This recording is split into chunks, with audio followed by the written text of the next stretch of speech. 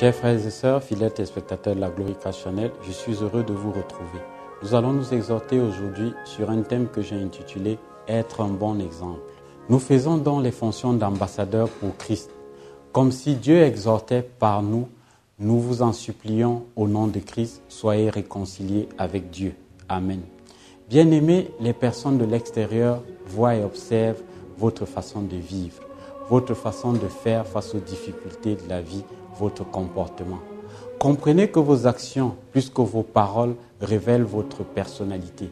Et Dieu nous demande d'avoir une bonne attitude. Dieu nous appelle à être la lumière du monde, ce qui signifie que la manière dont nous vivons doit donner envie aux autres. Nous portons quelqu'un que le monde ne connaît pas, Jésus, et nous devons donner envie au monde de le connaître. Nous pensons bien souvent que c'est compliqué de faire briller cette lumière, mais nous pouvons commencer par être heureux et manifester cette joie de vivre que Dieu nous donne. Nous pouvons aimer notre prochain. Le monde vit dans les disputes et les querelles. Au travail, les employés aiment à critiquer leur directeur. Entre amis, on aime critiquer la façon de vivre de chacun. La médisance est omniprésente, ce qui crée un climat de suspicion. Mais nous devons avoir la bonne attitude. Quelle est cette bonne attitude? Le temps du générique, nous allons donner quelques astuces.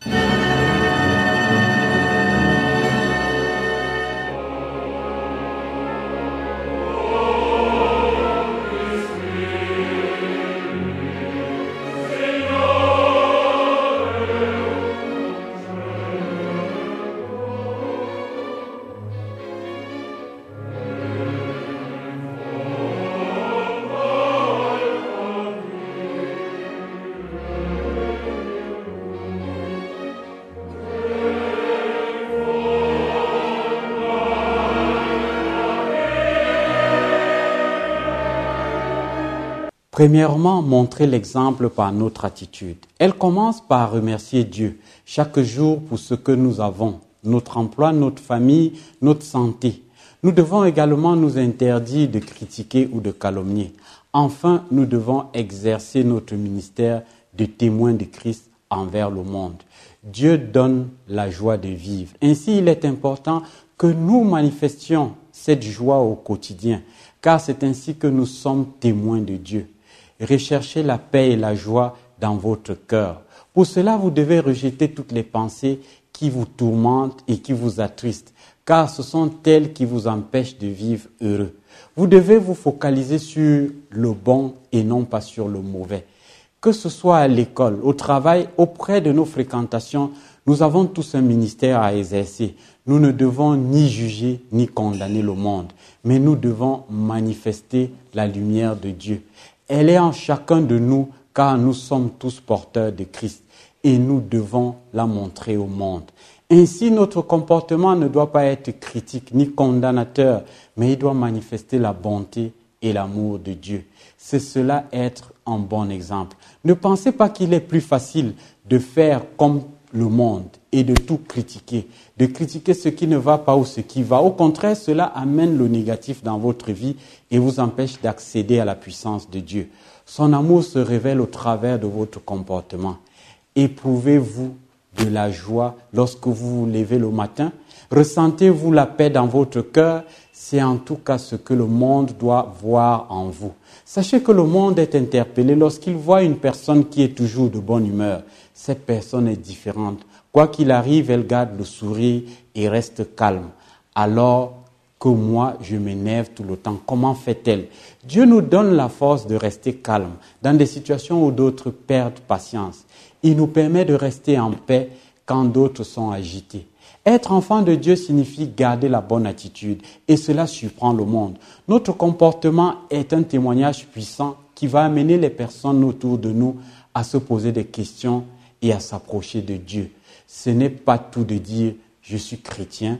Je vais à l'église tous les dimanches. Notre comportement doit refléter l'amour, la joie, la paix que Jésus donne.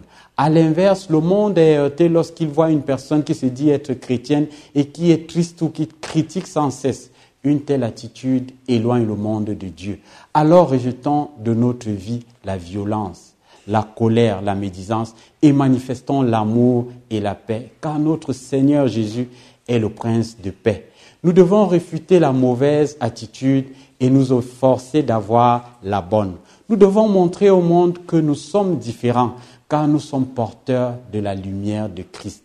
Et cette différence doit donner envie au monde de s'approcher de Dieu. Ce que je veux vous faire comprendre, chers frères et sœurs fidèles téléspectateurs, c'est que le monde ne regarde pas si nous connaissons la parole de Dieu ou non. Ce qu'il voit en premier, c'est notre comportement, notre façon de travailler, nos réactions face aux difficultés quotidiennes. Si nous sommes gentils ou coléreux, si nous sommes respectueux, c'est dans ces situations que Dieu nous appelle à faire la différence pour que nous puissions interpeller le monde. Nous n'avons pas de raison d'être tristes. Nous avons été sauvés par Christ et nous sommes des enfants du Dieu Tout-Puissant. Il a tout pouvoir et nous bénit chaque jour. Notre comportement a davantage d'impact sur les personnes que nous côtoyons que notre intelligence biblique. Comprenez ceci, le monde ne peut pas voir Dieu, mais il nous voit, nous ses enfants. Et chacun de nous doit se poser cette question. Est-ce que je représente Dieu comme je le devrais? Est-ce que j'attire les personnes en moi? Ou est-ce que je les ai fait éloigner? Un enfant de Dieu est quelqu'un qui aime la relation fraternelle et amicale et dont le contact est agréable. Deuxième point, il faut être joyeux. Souvent, lorsque je passe devant un lycée, cela me rappelle ce temps où rien ne paraissait important. Lorsque nous sommes jeunes, nous sommes insouciants et tout nous fait rire.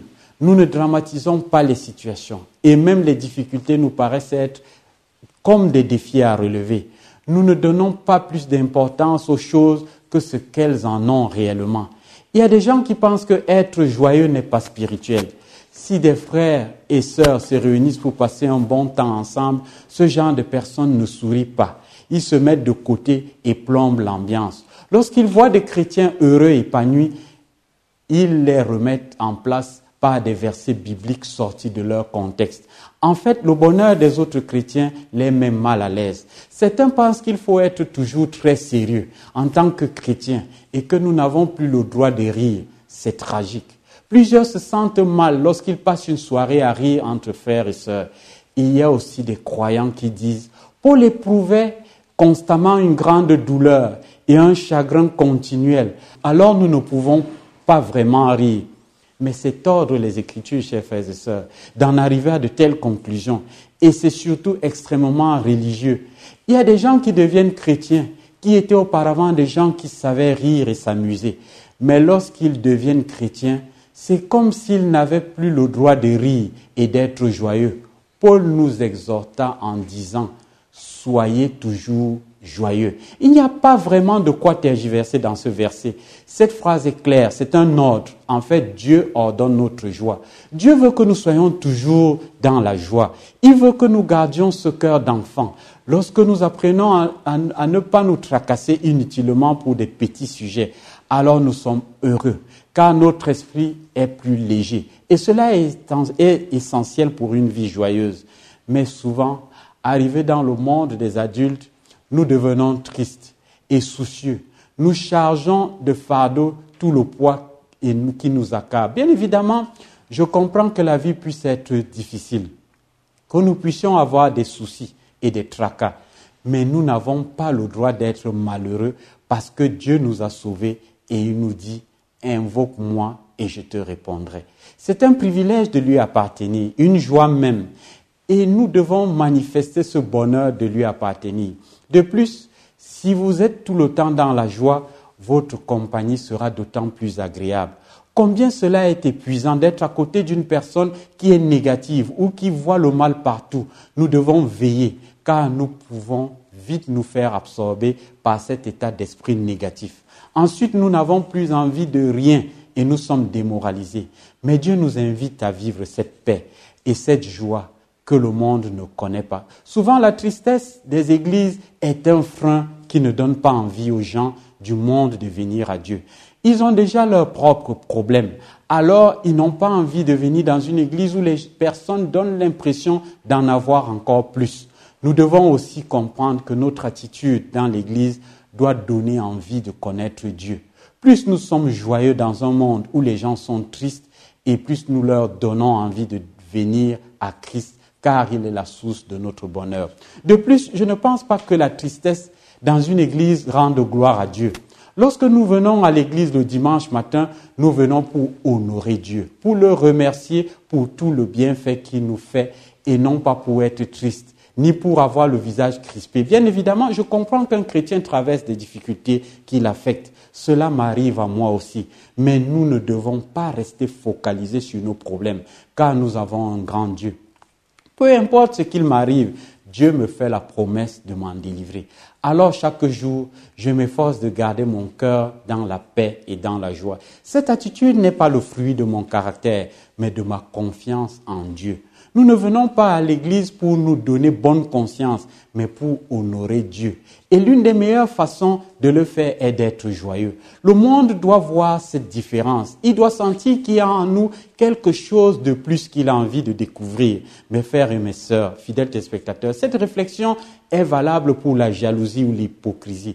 Beaucoup de personnes qui viennent dans une église et qui décident de s'investir peuvent à un moment donné se retrouver confrontés à la jalousie ou à l'hypocrisie de la part des autres chrétiens. Mais pensez-vous que cela soit à l'honneur de Dieu? Non. Bien au contraire, et en plus cela peut faire partir les personnes de l'église ou les dissuader d'œuvrer pour le Seigneur. Le Seigneur nous appelle à être de bons exemples, non seulement envers le monde, mais aussi entre chrétiens. Un chrétien qui est né de nouveau, cela se voit sur son visage. Il est dans la joie, il est dans la paix. Et c'est cela qui interpelle le monde. Je me souviens de la première fois que je suis entré dans une église. J'ai ressenti une telle chaleur et une telle vie dans ce lieu que j'ai été comme subjugué. Et c'est cette façon qu'avaient les membres de cette église de manifester leur amour qui m'a donné envie de revenir. Chers frères et sœurs, nous sommes ambassadeurs de Christ. Je vous rappelle que nous sommes la lumière du monde et que nous montrons l'image de Dieu aux autres. Nous sommes les ambassadeurs de Christ, c'est-à-dire que lorsque le monde nous voit, il voit Christ au travers de nous et de notre comportement. Imaginez que demain, vous partiez en voyage à l'étranger, au Québec par exemple. Si vous vous comportez mal, que vous êtes mal poli ou sans gêne, les Québécois auront une mauvaise opinion des Camerounais. À l'inverse, si vous êtes courtois et respectueux, ils auront une bonne image de nous. C'est ainsi. Lorsque vous partez à l'étranger, vous devenez un représentant de votre pays. Alors, quelle image de Dieu voulons-nous donner au monde? Celle d'un Dieu triste et faible qui est accablé par les difficultés ou celle d'un Dieu victorieux à qui rien n'est impossible? Comprenez bien que nous sommes des représentants de Dieu et que notre attitude doit être en conséquence. De plus, pensez-vous qu'une attitude négative vous apportera la victoire? Non. La négativité est l'inverse de la foi. Et sans la foi, il est impossible de plaire à Dieu. Alors, dans l'épreuve, regardez à Dieu et ressaisissez-vous dans votre faiblesse. Dieu vous fortifie et vous donne la victoire. Proclamez sans cesse la puissance de Dieu et il vous donnera la victoire. Nous ne devons pas laisser de place aux pensées de défaite, de déprime ou d'apitoiement. La Bible nous montre que Dieu fait de nous des plus que vainqueurs et notre vie doit refléter cette victoire. Nous avons tous des raisons d'être contrariés ou découragés, mais nous n'avons pas le droit de nous laisser aller. Nous ne pouvons pas laisser ces pensées prendre le dessus sur notre foi. Ni la maladie, ni la déprime ne viennent de Dieu. Il désire que chacun de ses enfants soit heureux. Les personnes sont beaucoup plus sensibles à notre comportement ou à notre manière d'être qu'au discours que nous pouvons leur tenir. Au cours d'une étude, il a été estimé que nous retenons en moyenne 20% de ce qui a été dit au cours d'un discours d'une heure. Ainsi, un chrétien qui vient le dimanche matin ne retiendra que 20% de la prédication que je ferai. Par contre, il se souviendra de la façon dont il a été accueilli, de la manière dont les autres membres manifestaient leur amour pour Dieu, de leur relation fraternelle. Il se souviendra beaucoup plus de ce qu'il aura ressenti que de ce qu'il aura entendu. Imaginez que je fasse un message sur l'amour fraternel et qu'en même temps mon visage exprime la colère. Il y aurait un problème. Et vous, de votre côté, vous penserez que tout ce que je dis est faux, puisque mon attitude va à l'encontre de mes paroles. Bien aimé, ce que nous disons de notre bouche doit être en accord avec la façon dont nous nous comportons. Sinon, il y a un problème. Imaginez qu'un dimanche matin, je fasse un message sur la puissance de Dieu dans les épreuves et qu'ensuite vous m'entendiez dire au cours d'une conversation, tu sais, je suis désespéré car je ne vois pas comment je pourrais sortir de cette difficulté. Je ne vous montrerai pas un bon exemple et cela ne vous donnera pas envie de vous confier en Dieu. C'est le problème des personnes qui sont religieuses. Et Jésus a dénoncé cette attitude, notamment face aux pharisiens. Ces personnes font de beaux discours, elles ont de belles paroles, mais ensuite, vous vous rendez compte qu'elles sont froides et que tout ce qu'elles disent n'est qu'une façade. L'attitude de Jésus a été à l'opposé. Il est descendu de son ciel de gloire pour nous aider, pour vivre plus proche de nous et non pas pour nous faire des discours sur la perfection. Sachez que la religiosité éloigne le monde de Dieu plus qu'elle ne l'attire. Parce que derrière cette religiosité, il y a de l'hypocrisie. Le monde a besoin d'entendre un message qui le touche, qui parle de son quotidien et lui explique comment faire face à tous ses soucis. Rappelons-nous que Jésus est venu pour délivrer les captifs et non pas pour faire de beaux discours. De la même manière, je pense que l'Église doit cesser de faire des discours théologiques qui ne correspondent pas à ce que vivent les personnes et parler davantage des sujets qui peuvent les aider dans leur quotidien. L'Église ne doit pas se placer dans une position de supériorité face au monde. Elle doit au contraire manifester toute la bonté de Dieu. En tant que chrétiens, nous devons vivre au travers des pensées de Christ, qui est descendu de son ciel de gloire pour servir.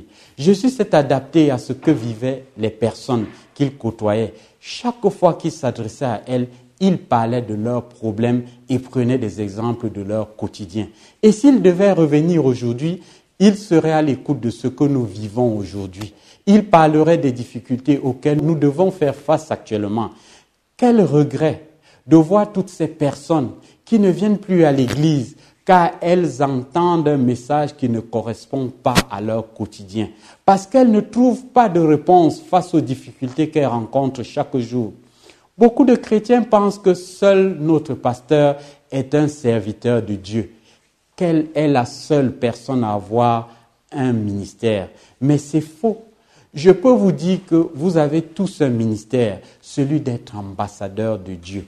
Sachez que le monde vous regarde, qu'il observe l'attitude que vous avez en dehors de l'Église. Et si le monde voit des chrétiens heureux de vivre, alors il aura envie de connaître Dieu. La Bible nous dit également que nous sommes le temple du Saint-Esprit et que Christ vit en nous.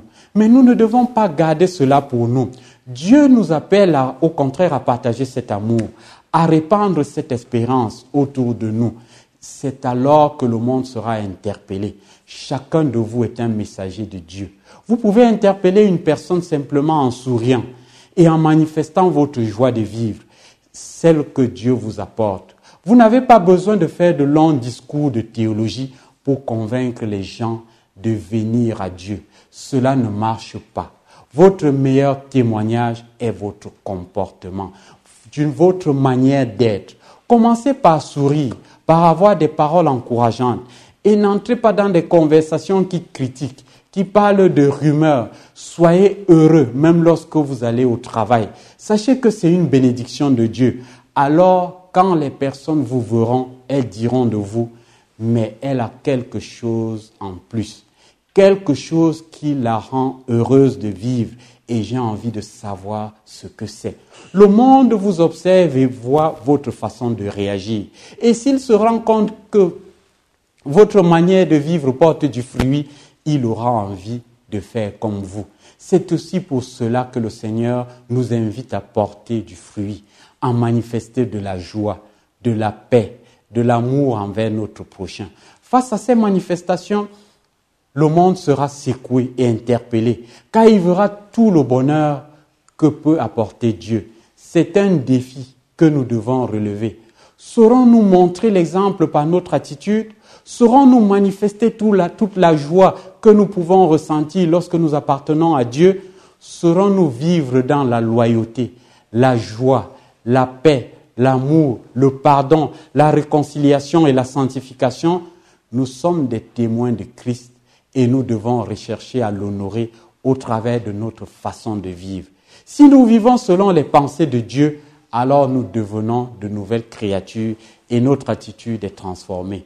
Nous ne vivons plus dans le doute ni l'échec, mais nous sommes confiants et heureux. Et c'est cela qui donne envie au monde de connaître Dieu. Que le Seigneur nous bénisse abondamment. Chers frères et sœurs, fidèles téléspectateurs de la Glorica Channel, si vous avez aimé cet enseignement, si vous voulez en savoir plus, vous voulez un conseil ou vous voulez rencontrer notre pasteur, nous sommes à Yaoundé au quartier Mvogada, Carrefour Isakam. Soyez bénis.